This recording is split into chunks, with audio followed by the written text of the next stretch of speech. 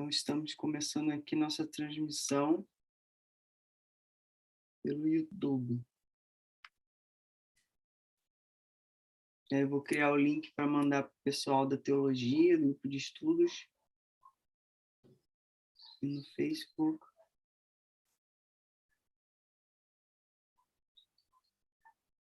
Então, creio que estamos ao vivo. Maravilha.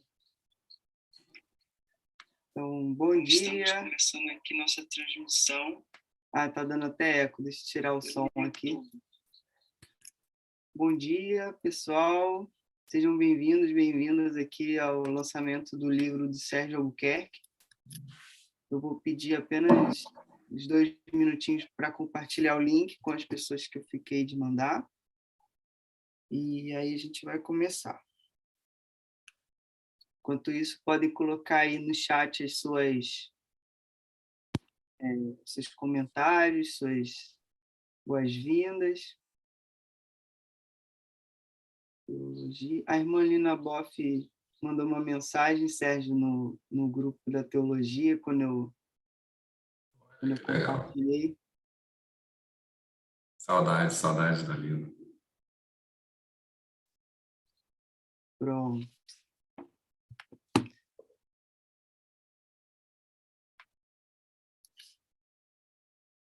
Aqui, vou baixar. Então, a gente tem aqui o cartaz com o tema Teologia da Felicidade, né? De Sérgio Albuquerque Damião. E assim ele quis se definir tricolor de coração e teólogo por acidente. Sinto muito, não posso fazer isso. Siri, por favor, não entre na nossa conversa. Doutor em Teologia pela PUC-Rio, onde eu estudo hoje graduação. Professor do Departamento de Teologia na Universidade Católica de Pernambuco, Unicap. Então, eu conheci o Sérgio na PUC, não tinha ainda tanto contato com ele, e aí fui assistir o lançamento do livro, baseado na tese, né, Sérgio? Teologia da Felicidade, no Centro Loyola de Fé e Cultura, e achei maravilhoso o trabalho dele, super consistente, super interessante para a gente poder conversar sobre o tema da felicidade à luz da fé cristã. E nisso vi que ele fez uma pesquisa muito ampla também em filósofos, se eu não me engano, alguns psicanalistas também, psicólogos aí. Então, nosso grupo de estudos, Sérgio, se sinta muito à vontade. Aqui a gente tem pessoas da psicologia, da psicanálise, da teologia e da ciência da religião, mas a gente conversa com essas áreas de forma muito, muito livre. Às vezes, convidada é só de uma área, às vezes mais de uma, e a gente vai. Já tivemos da filosofia também. Então, fique à vontade aí. Eu já tenho aqui meu exemplar com a dedicatória e o tempo é seu. Ótimo. Muito obrigado, Bruno. Obrigado aí pelo convite, pela oportunidade de falar um pouco mais sobre essa pesquisa. Uma pesquisa que nasceu a partir de uma experiência pessoal, né? Eu gosto sempre de ressaltar isso. O tema da felicidade não é um tema que eu passei a estudar para o doutorado, mas sempre foi um tema que me acompanhou na minha vida e nos acompanha, com certeza. Todos nós temos o desejo de ser feliz e comigo, a minha primeira experiência que me fez pensar sobre o tema foi uma bênção que era me dada pelo meu avô. Sempre que eu chegava para pedir a bênção do meu avô lá, o pequeno Serginho, e aí o meu avô sempre respondia que Deus te faça feliz. E isso me marcou. Isso me marcou profundamente. Meu avô faleceu no início do ano passado, aos 98 anos, teve uma vida feliz, uma vida tranquila. Mas essa bênção que ele me dava me acompanhou e me acompanha até hoje, tendo em vista que hoje sou eu que falo isso para minha filha, sou eu que falo isso para o meu sobrinho, sou eu que faço isso para os meus afilhados, para as pessoas que eu amo. Então, ter feito essa experiência dessa bênção foi o meu primeiro contato, vamos dizer assim, com a felicidade e com a teologia, porque quando ele falava Deus te faça feliz, isso já plantou em mim uma certa inquietude. Esse foi um aspecto que plantou a semente para a pesquisa. O outro aspecto foi a vivência pastoral. Eu hoje estou residindo aqui em João Pessoa, está bem quente aqui hoje. Estou residindo aqui em João Pessoa, cidade maravilhosa. Mas eu trabalhei na pastoral há muito tempo na comunidade do Vidigal, no Rio de Janeiro. Também fiz algumas coisas no Complexo do Alemão. E perceber que na vida do nosso povo, na vida das nossas comunidades, a felicidade muitas vezes estava separada da experiência de Deus, ou a experiência de Deus não gerava uma experiência de felicidade concreta, pelo contrário. Às vezes Deus vinha vinculado com um discurso sobre sofrimento, sobre dor, sobre culpa, me fez também refletir o que Deus tem chegado até a nossa comunidade, né? Qual a proposta, qual o anúncio que tem sido feito, qual teologia tem chegado até as nossas comunidades através dos discursos que a gente recebe. Então, são duas experiências que foram moldando a pesquisa, mas um outro aspecto fundamental também foi chegar na academia, começar a estudar teologia por acidente, e foi realmente por acidente. Não se tinha a menor noção do que era teologia quando eu comecei a estudar teologia. E descobrir que na academia o tema da felicidade eu não vou dizer nada tratado, mas é muito pouco tratado. A gente fala sobre muita coisa, a gente fala sobre muitos temas, mas a gente não discute sobre a felicidade, sobre como a proposta cristã pode gerar felicidade hoje. Não a felicidade no além, não a felicidade no futuro, não uma felicidade espiritual, mas uma felicidade humana, uma felicidade concreta, uma felicidade que toque o nosso cotidiano. Então, é a partir desses questionamentos que a pesquisa foi sendo gestada, e eu dividi a pesquisa em 3 pontos, né? No primeiro capítulo, eu faço um pouco da análise do conceito de felicidade hoje, o que é que implica falar felicidade hoje. E aí é que acontece o diálogo com sociólogos, psicólogos, filósofos, de maneira que a gente possa entender o que tem sido construído na nossa sociedade a respeito da felicidade. No segundo capítulo, eu faço uma análise e procuro descobrir ou estudar aquilo que fez com que o cristianismo se distanciasse um pouco desse discurso acerca da felicidade. E aí a gente aborda temas como o dualismo, que penetrou na teologia, a própria interpretação do pecado original, que gera uma compreensão do ser humano profundamente negativa, um ser humano marcado pela culpa, marcado pelo pecado, e as consequências que isso teve para a nossa vida. Uma certa imagem de Deus, que é pautada em cima, sobretudo, de um Deus que quer o sofrimento, que quer a condenação, um Deus que não representa muitas vezes a proposta do Evangelho de Jesus. E no terceiro capítulo a gente tenta fazer um reajuste desse foco, né? Apresentando uma proposta do que seria a felicidade para a proposta cristã. E aí, para isso, o foco foi o Evangelho, voltar ali para olhar o Evangelho, se aproximar da proposta do Reino de Deus, e a partir dessa proposta do Reino de Deus, desdobrar as consequências para a nossa vida e para a nossa felicidade. Com certeza, ao olhar para a vida de Jesus e para o anúncio que ele realizou, nós não podemos achar que ele estava pregando ali, busquem o sofrimento ou busquem a infelicidade. Muito pelo contrário. Ele estava o tempo todo dizendo para que a gente lutasse contra as situações que nos fazem infelizes, as situações que o próprio Deus não quer. Isso é muito claro nas bem-aventuranças, isso é muito claro nas curas que ele realiza, isso é muito claro nos discursos que ele faz, nas parábolas que ele apresenta. Então, o livro, a princípio, é dividido desses 3 pontos. Uma análise do discurso acerca da felicidade hoje, daquilo que a gente chama de obrigação de ser feliz.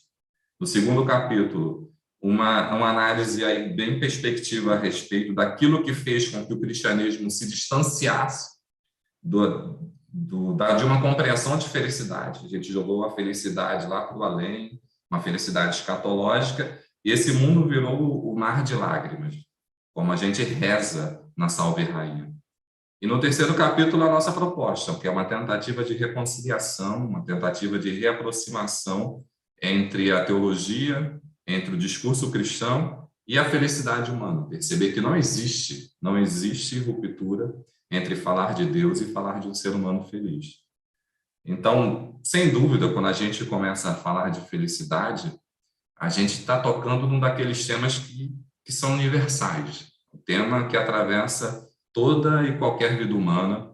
Aqui a gente está tateando a inquietude do nosso coração, esse desconforto existencial que insiste em nos questionar e que nos joga nessa aventura tão desconcertante, imprevista e maravilhosa que é a vida. Isso independente de nossa idade, de nossa etnia, de nosso gênero, de nossa cultura, religião ou classe social. Todo mundo é atravessado por esse desejo, por essa inquietude de algo mais que nos lança para frente, que nos faz caminhar. E que muitas vezes nos aponta que o lugar que estamos não é o lugar que devemos estar. Então, inicialmente, a gente vai tentar aqui estabelecer um horizonte para aquilo que chamaremos de felicidade. Mas é preciso deixar bem claro antes que, ao tentar estabelecer esse horizonte, não vamos definir o que é a felicidade. No livro, eu tento não definir o que é a felicidade porque ela é indefinível. A gente conhece intimamente essa experiência, a gente já vivenciou a felicidade, a gente reconhece que há um esforço para tentar compreendê-la, para delimitá-la em palavras, e isso vem desde Aristóteles, desde os filósofos gregos e ao longo de toda a história humana. Mas essa delimitação do que é a felicidade parece estar sempre fora de nosso alcance. E toda vez que a gente tenta colocar a felicidade dentro de um conceito, dentro de uma fórmula, ela se escorrega por entre nossos dedos e se apresenta como outra coisa. Toda vez que a gente tenta definir isto é a felicidade, ela evade e nos mostra que a gente não tem essa competência de definir, de aprisionar a felicidade no conceito. Então, a gente pode perceber essa luta pela definição da felicidade ao longo de toda a história humana. Isso independente do contexto cultural e histórico que a gente possa estudar, sempre haverá uma tentativa de definir a felicidade e sempre se irá falhar sonoramente a respeito disso.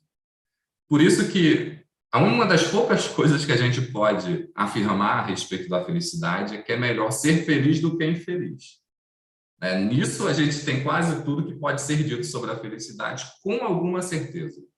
Um outro ponto que a gente pode falar sobre ela é que ela sempre desponta como um desejo universal, algo que nos coloca diante do questionamento fundamental de toda e qualquer existência humana.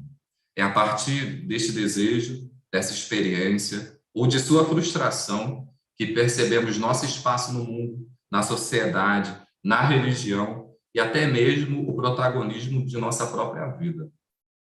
Por isso, quando lidamos com um conceito que ultrapassa as interpretações convencionais, estamos diante de uma realidade que não se permite aprisionar, mas que pinta sempre o horizonte, nosso horizonte existencial com cores que nos seduzem e que nos inserem no mistério último de nossa vida. Então, a felicidade é uma experiência sempre pessoal, ela é ao mesmo tempo de todos, todo mundo deseja ser feliz, é universal e pessoal, porque cada um vai ser feliz do seu jeito e da sua maneira. De tal forma que, se a gente levar em conta que hoje temos aproximadamente 7 bilhões de pessoas no mundo, a gente pode afirmar que existem 7 bilhões de maneiras diferentes de viver a felicidade. Então, ao afirmar isso, a gente já entra aqui no primeiro capítulo, que é exatamente a abordagem da nossa sociedade a respeito da felicidade. Na contramão do imenso horizonte sociocultural que nos rodeia, é preciso perceber que a felicidade hoje é uma expressão onipresente em nosso imaginário social. Ela nos é oferecida constantemente através dos inesgotáveis estímulos de consumo que recebemos, do instante que acordamos à hora de dormir. A oferta da felicidade nos acompanha quando andamos pelas ruas, ligamos a TV, navegamos na internet, entramos nas redes sociais. Ela é a experiência prometida insistentemente por todo e qualquer produto que adquirimos. Isso não é por acaso. uma vez que a felicidade se converteu num produto fetiche de uma indústria mundial e multibilionária que gira em torno da oferta e da demanda de um amplo catálogo de mercadorias emocionais, de serviços, terapias, produtos fabricados, consumidos e oferecidos como técnicas científicas que garantem que seremos felizes. Para a gente ter uma noção, apenas em sua dimensão literária, essa indústria já nos coloca diante de vendas anuais de aproximadamente US$ 1 bilhão. E aí os valores ficam ainda mais impressionantes se a gente considerar os aspectos das indústrias das dimensões cirúrgicas, farmacológicas e estéticas. Ainda podemos constatar que a nossa sociedade está profundamente marcada pela obrigação de ser feliz a qualquer preço. Essa obrigação é uma imposição que distorce a mais bela das ideias, que consiste na possibilidade concedida a todos de dominar o próprio destino e melhorar a própria existência. Atualmente, a felicidade tem sido transformada num entorpecente coletivo ao qual todos devem se entregar em suas modalidades químicas, espirituais, psicológicas, tecnológicas ou religiosas. E uma vez que a mentalidade em que estamos inseridos foi consolidada a partir dessa obrigação de ser feliz, devemos reconhecer que todos nós estamos atravessados por ela. Nesse ambiente, a felicidade vai sendo convertida em uma obsessão que estabelece os padrões para a verificação do sucesso ou do fracasso de uma vida. Trata-se de uma imposição autoritária que atribui ao desejo de ser feliz um peso esmagador, em que, mais do que necessário, ser feliz torna-se uma obrigação constrangedora. E nesse ponto, devemos dizer que a felicidade é um dos termos mais desfigurados na cultura ocidental contemporânea, da literatura às conversas corriqueiras, das mídias aos discursos oficiais. E este excesso, essa obrigação, retirou do termo sua força transformadora, seu sabor, sua alegria, transformando em uma experiência banal e passageira, e que muitas vezes adquire os traços de apenas mais um fardo a ser suportado. E, tragicamente, na sociedade em que mais encontramos ofertas de felicidade, também nos deparamos com o crescimento de situações terríveis, como o surgimento de uma epidemia de solidão, o aumento do número de suicídios, o crescimento de doenças como a depressão, a ansiedade, o burnout. E somos conduzidos por propostas de felicidades com suas doutrinas, fórmulas e preços que nos tornam dependentes do consumo de objetos e de estilos de vidas que não se encaixam com a realidade de grande parte da população. Propostas que, contraditoriamente, resultam em experiências de frustração e solidão, que, camufladas por diversas camadas de filtros fotográficos e instagramáveis, transformam-se em canais silenciosos de uma infelicidade perigosamente disfarçada. Passamos pela vida correndo, cansados e sobrecarregados atrás de um modelo de felicidade oferecido como resposta pronta para os mais profundos questionamentos humanos. Esse cenário resulta no desenvolvimento de relações humanas tão fragilizadas com a própria verdade que conduzem a um inevitável cansaço existencial. Hoje, a nossa sociedade sofre de um profundo cansaço existencial. Profundo. Então, como vamos falar sobre a felicidade diante disso tudo? Para falar sobre ela, é importante que percebamos que estamos tratando de uma experiência universal, mas que é sempre indireta. Não existe uma experiência pura da felicidade, como eu faço uma experiência da minha liberdade. Nós experimentamos a felicidade na medida em que realizamos ações que alargam o nosso horizonte existencial. Realizamos atitudes que aprofundam a experiência de nossa humanidade e que nos aproximam timidamente da plenitude para o qual estamos direcionados. Somos felizes enquanto vamos vivendo. Portanto, podemos falar da felicidade como o desejo de plenitude que habita nosso coração e que afeta o núcleo último de nossa vida. Um desejo ao qual não podemos renunciar, nem comprar, nem vender, nem consumir, e que fundamenta uma maneira tanto pessoal quanto coletiva de olhar a vida e até mesmo de entender a própria morte. Esse desejo tão humano só pode ser vivido a partir de uma perspectiva baseada na vivência do amor e na abertura à esperança. Essa perspectiva impede que a experiência humana se feche em ciclos negativos e sustenta, sempre vivo, a certeza de que a felicidade, apesar das dificuldades que nos atravessam, pode ser uma realidade presente em nossa história. O ser feliz, a nos remeter a esse desejo de plenitude, alarga os sentidos de nossa vida e mantém escancarada a janela que nos faz olhar para a possibilidade da presença de um algo mais em nossa existência. Uma janela que nos mostra um horizonte e que nos conduz para além de nós mesmos e para além dos conceitos pré-estabelecidos. Quando a gente olha para o ambiente teológico, e aqui a gente entra no segundo capítulo, no segundo e no terceiro capítulo do livro, é preciso reconhecer que a teologia estabeleceu uma relação, no mínimo, de desconfiança e receio ao abordar a felicidade humana. É sintomático não encontrarmos verbetes sobre o tema em nossos dicionários teológicos e também não é fácil encontrar pesquisas científicas dedicadas ao tema, apesar da felicidade humana ser considerado, se considerarmos com seriedade a revelação cristã, seu cenário de fundo que perpassa como promessa todo o discurso teológico. Na época da minha defesa, uma pesquisa feita na CAPES, até pelo professor Abimar, da PUC, descobriu que a minha tese no campo teológico era a única que tratava do tema da felicidade. Isso é bem sintomático e também preocupante. Por outro lado, a gente vai encontrar, como já tratei, com facilidade pesquisas dedicadas a outros temas, como o mal, o pecado, a dor. Temáticas que, sem dúvida, são relevantes, mas que não diminuem o desconforto pelo fato de que o desejo de ser feliz, tão humano, esteja situado à margem da reflexão teológica acadêmica. Não é por acaso que o discurso religioso que nos alcança esteja tão pautado pela lógica da culpa, do medo e do pecado. E usando uma citação do teólogo François Varone, nós somos apresentados à imagem de um Deus sádico que exige de seus servos e servas o sofrimento constante. Esse tipo de pensamento vai construir um processo de distanciamento contínuo estabelecido entre a nossa vivência histórica, compreendido como espaço de provações, tristezas, e uma verdadeira experiência de Deus que possa ser lugar e possibilidade para a realização humana.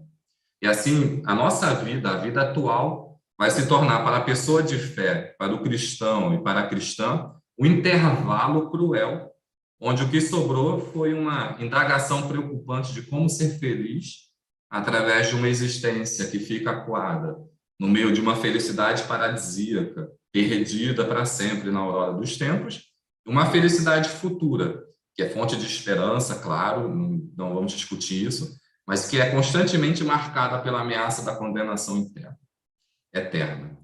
Então, esse processo será um dos aspectos amplamente criticados pelo pensamento moderno e marcará profundamente a concepção do que seria uma existência feliz para o cristianismo, gerando sérias consequências para a reflexão teológica, para a vida eclesial e para o nosso cotidiano.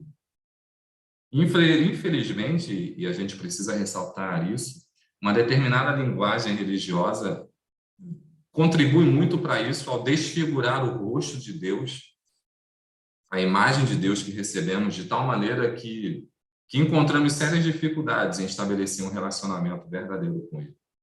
Aliás, mais do que dificuldade, geralmente temos medo de nos abrir à relação com Deus. O medo que tem suas raízes na construção e apresentação de uma imagem de Deus que não é fiel à revelação cristã, que não nos revela o Deus apresentado por Jesus de Nazaré e que não possibilita uma vivência da nossa fé de uma forma que nos impulsione para uma construção autêntica de nossa existência. E, sem dúvida, a palavra Deus, hoje mais do que nunca, tem sido objeto de graves deturpações e incompreensões ao longo da história humana. Milhões de pessoas foram torturadas e têm sido torturadas, têm sido mortas, exploradas, excluídas e esmagadas em nome de Deus. Guerras têm sido empreendidas para a maior glória de Deus. Em seu nome, grandes injustiças têm sido cometidas. O o nome de Deus tem sido gravemente violentado. E esse panorama está longe de apontar a relação com Deus como fonte e lugar de felicidade e realização do ser humano. Estes discursos transferem para Deus uma aparência tão trágica que deformam e agridem de maneira assustadora o rosto do Pai amoroso revelado por Jesus de Nazaré. O resultado desta deformação para a nossa vida pode ser percebido nas construções religiosas que apresentam uma entidade divina ansiosa em castigar pelo mínimo, punir com prazer e, quando possível, condenar apressadamente o ser humano. Também é preciso destacar com tristeza que as imagens divinas, muitas imagens divinas, são o fundamento de sistemas de dominação, sistemas de exclusão e de exploração, como, por exemplo, patriarcalismos, manutenções de estruturas religiosas opressoras e excludentes, rejeição de diferentes modos de viver nas esferas sociais, culturais e etc. E essas situações depõem de tal forma contra a revelação cristã que alguns autores chegam a defender até mesmo o abandono da palavra de Deus. Por outro lado, quando a gente consegue verdadeiramente nos abrir à aventura do encontro com Deus, porque é sempre uma aventura, desdobra-se diante de nós uma experiência que, vivida em nossa finitude, vivida em nossa humanidade, revela-se sempre nova e transformadora. Segundo a revelação cristã, estamos colocados permanentemente diante de um Deus que é amoroso, que é criativo e que é livre, e que desde o princípio da criação toma a iniciativa de se aproximar de nós, manifestando-se em uma sua busca incessante para alcançar nosso coração e tocar a estrutura mais profunda de nosso viver. Um Deus que, no fundo, é simplesmente completamente apaixonado pelo ser humano e que, por isso, não pode ser aprisionado em nossos esquemas teóricos mesquinhos e institucionais. A relação estabelecida com Deus não é apenas uma experiência religiosa voltada meramente para o cumprimento de tarefas infinitas e normas específicas. A relação com Deus nos insere num novo olhar para a vida, um novo olhar sobre nós e num novo olhar para os outros. Uma vida onde somos postos diante de um Deus que se doa livremente e que, ao doar-se, nos empodera para vivermos a possibilidade de uma existência mais autêntica e, por isso, mais feliz, mais solidária, mais aberta e mais corajosa. Estamos, como falamos antes, em uma sociedade permanentemente sob o influxo da obrigação de ser feliz.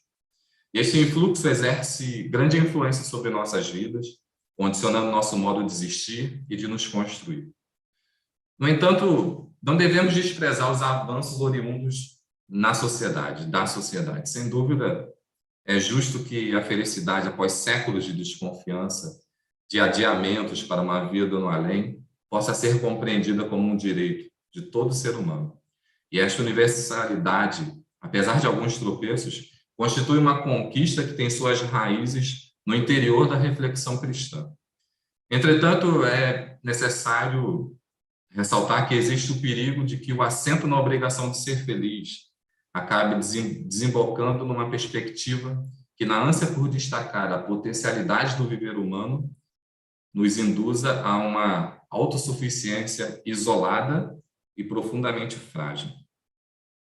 Para a fé cristã, a nossa existência é uma existência que possui uma dinâmica eminentemente relacional.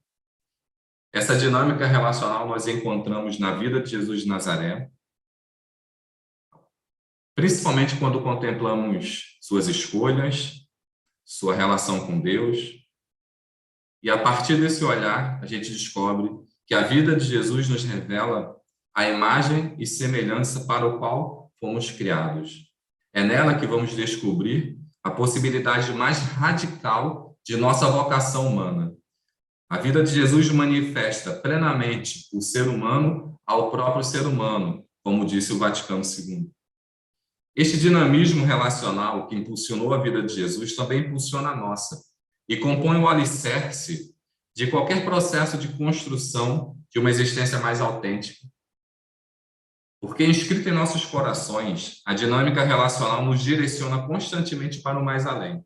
Somos humanos pelo fato de chegarmos infinitamente para além de nós mesmos, e quando menos formos fechados ou limitados em nosso pequeno mundinho, mais humanos nos tornamos.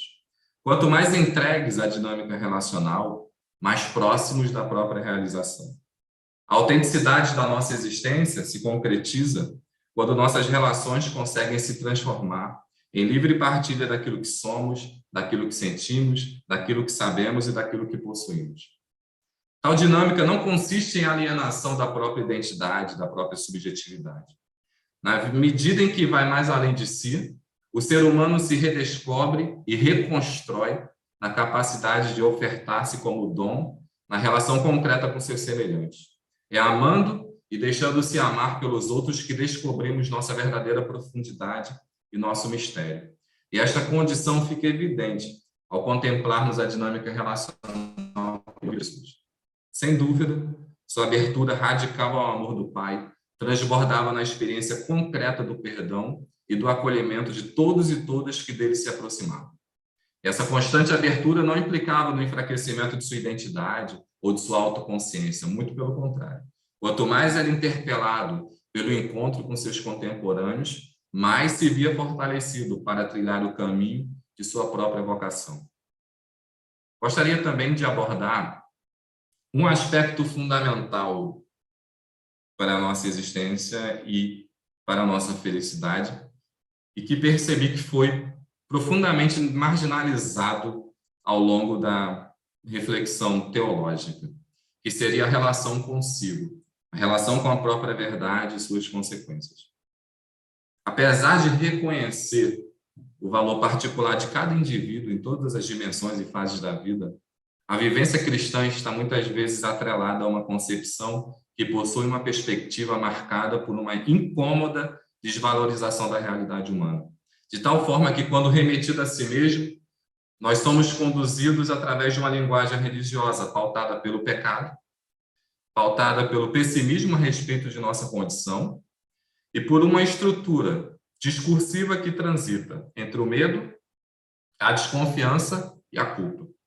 A permanência dessa compreensão contribui para um processo gradual de esvaziamento da relação que estabelecemos conosco e que acaba sendo percebida como algo condenável, indigno e até mesmo pecaminoso.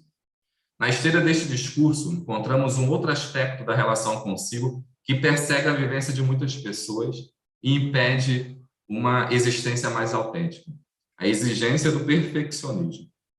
Sem dúvidas, a imposição de uma perfeição ideal, desconectada da realidade pessoal, com todas as limitações que a tocam, nos arrastam para a construção de uma existência fundamentada em expressões externas, superficiais e desvinculadas da nossa própria verdade.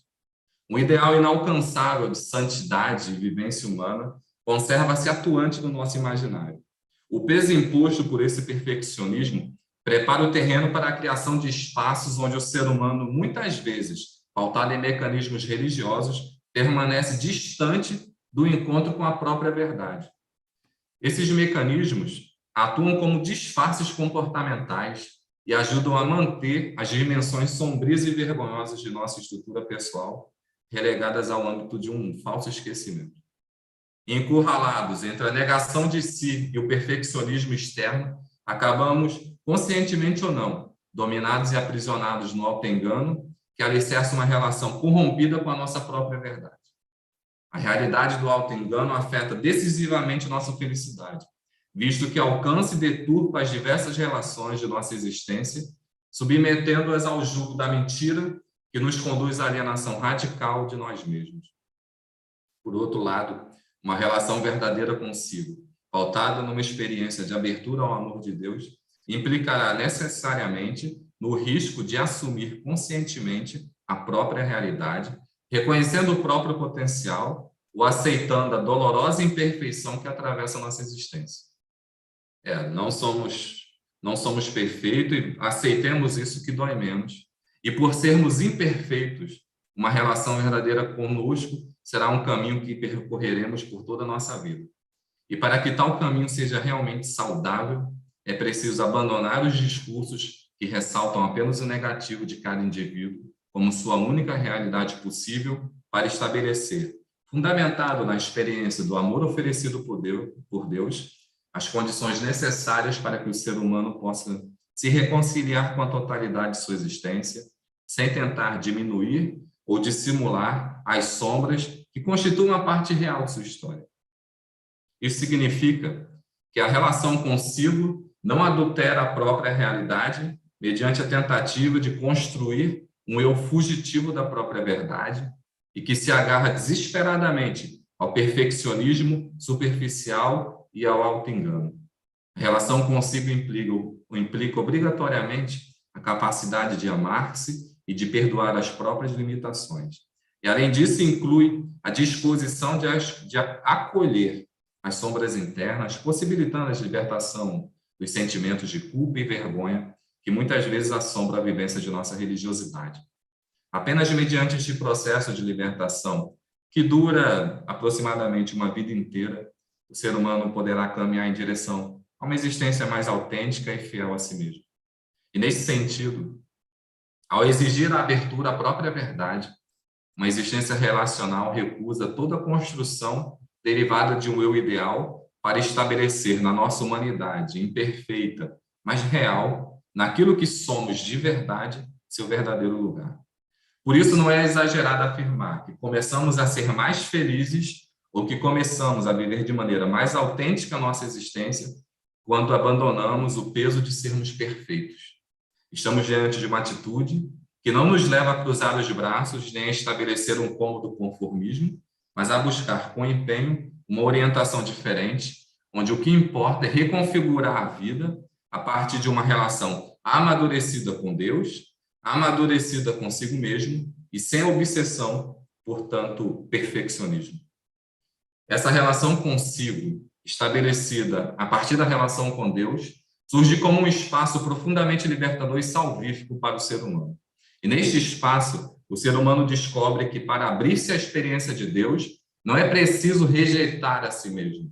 Ao contrário, impulsionado por essa experiência, ele descobrirá a possibilidade de construir-se e reconstruir-se sempre mais fiel à própria identidade e, portanto, será cada vez mais capaz de viver uma existência feliz. E a partir dessa dimensão relacional, a nossa felicidade é encontrada no extremo risco de sermos nós mesmos. E ao assumirmos este risco, não estaremos sozinhos, mas seremos conduzidos pela ação amorosa de um Deus que nos convida a abandonar uma possível passividade existencial para participar ativamente de sua liberdade criativa. Somos chamados a trabalhar junto com Deus na criação de nossa própria vida, de nossa própria identidade e de nosso próprio destino. A felicidade exige a coragem de viver o risco contínuo instituído por uma postura de constante descoberta de si, na medida em que se mergulha no mistério de Deus. E quanto mais mergulhado nesse mistério, mais somos capazes de estabelecer um encontro fecundo conosco e, consequentemente, romper, aos poucos, as correntes que nos alienam de nossa própria vocação.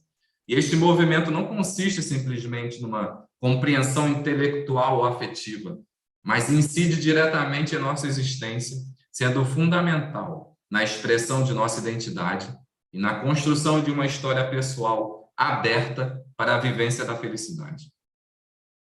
A felicidade, que nasce de uma existência relacional, implica necessariamente uma maneira de viver, de olhar o mundo, que não nos conduz à negação constrangedora de nós mesmos, mas que reconhece e valoriza a riqueza que habita em cada um de nós. E este reconhecimento só é possível quando superamos as prisões impostas pela lógica do consumo, da produtividade a qualquer preço, do individualismo que fragiliza, da experiência meramente superficial e aparente da existência, para vislumbrarmos a beleza da gratuidade da vida, apesar de seus absurdos, do valor inestimável dos encontros verdadeiros, a sabedoria que brota na simplicidade das experiências cotidianas. Olhai os lírios do campo, já dizia Jesus. E na simplicidade deles, poderemos contemplar os rastros deste Deus que insiste em nos convidar a uma vida com profundidade, com sentido, dinamizada por seu amor e que encontra na vivência do amor consigo, do perdão das próprias falhas e da partilha de seus próprios dons com o próximo, espaços de felicidade. Por isso, ser feliz não se esgota nas fórmulas prontas ou nas frágeis seguranças que insistimos em reter, mas nos exige a coragem de abrirmos as cortinas de nosso próprio mundo, aceitando o risco de refazer nossos caminhos ao assumirmos a dinâmica de uma existência que, na medida em que nos desinstala de nossos comodismos, também nos ensina que a vida não está pronta, que a vida não está acabada e que a vida permanece constantemente aberta a novas leituras e releituras. A felicidade nasce quando deixamos o amor curar nossos medos. O medo de correr o risco de mergulhar neste mistério amoroso que nos cerca, que fortalece nossa liberdade, nossa criatividade e nossa potencialidade. O medo de encontrar a felicidade ao sermos nós mesmos. O medo do encontro fecundo, mas nem sempre prazeroso, com outros e outras tão diferentes quanto próximos. O medo de descobrirmos que ser feliz exige a luta contra as injustiças, discriminações e desigualdades que violentam tantas pessoas, condenando-as ao limbo da infelicidade. O medo de perceber que a felicidade insiste em transitar para além de todo esforço pessoal e repousa nas experiências mais simples de amor e gratidão que irrompem em nossas vidas, quando menos esperamos, e que possuem a força de estabelecerem novos começos e recomeços. A felicidade está presente quando arriscamos deixá-la dilatar-se até que consiga rasgar a tentação do fechamento mesquinho em nosso minúsculo mundo para inserir-nos no emaranhado das relações que nos desinstalam porque amam, porque se doam, porque erram, porque choram e porque nos fazem viver. Uma dilatação que transforma o desejo universal de ser feliz em uma condição expressa por meio de uma vivência aberta à vida e que tem seu ponto mais alto na experiência do amor concreto, expresso numa existência solidária, que não se acomoda, mas carrega em si uma potente força de transformação e assume os desafios da realidade social através da luta por uma sociedade mais justa, fraterna e feliz. Por isso, a felicidade não nos aprisiona ao nosso próprio umbigo, mas determina a luta contra a interiorização e a privatização de suas expressões.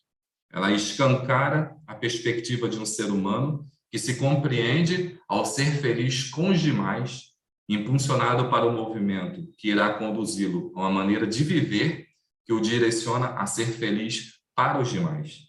E tal dinâmica é inerente à nossa estrutura pessoal e significa que o ato de ser feliz é sempre vivido mediante o encontro de felicidades. Ao exigir a existência de um outro que nos questiona, a felicidade estende-se como experiência compartilhada que fecunda e é fecundada a partir dos encontros que realizamos em nossa caminhada com todos e todas, que em sua finitude, em seus medos, em seus receios, também desejam ser felizes. E há, assim, no centro da existência, uma exigência relacional que modela nosso existir em toda a sua expressividade. De tal forma que, uma vez tocados por esta exigência, descobrimos que a busca pela felicidade constitui um fundamento crítico diante das estruturas sociais ou religiosas que nos cercam e que, através da construção dos mais diversos estigmas existenciais, limitam nosso acesso a uma vivência verdadeiramente feliz.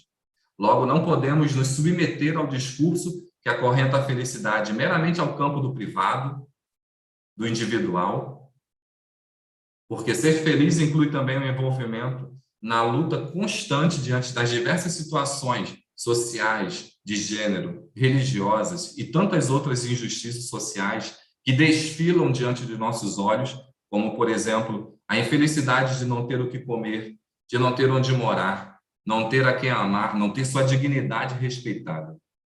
Relativizar esta realidade em prol de uma convivência social marcada pela aparência de uma tranquila e mórbida normalidade é trair o núcleo fundamental de nossa felicidade. A felicidade somente encontra sentido quando se transforma em uma maneira de existir em que o ser pare com os outros, longe de constituir uma fonte de alienação conduz um ser humano de peito aberto pelos delicados e arriscados caminhos do amor gratuito, do perdão e do engajamento na complexa tarefa de contribuir na construção de uma sociedade mais feliz. Uma felicidade que pode ser muitas vezes amarga, visto que esbarra nas limitações de nossa própria finitude e imperfeição, mas nem por isso torna-se ilusória. Obrigado, pessoal. Foi um privilégio compartilhar um pouco dessa reflexão com vocês.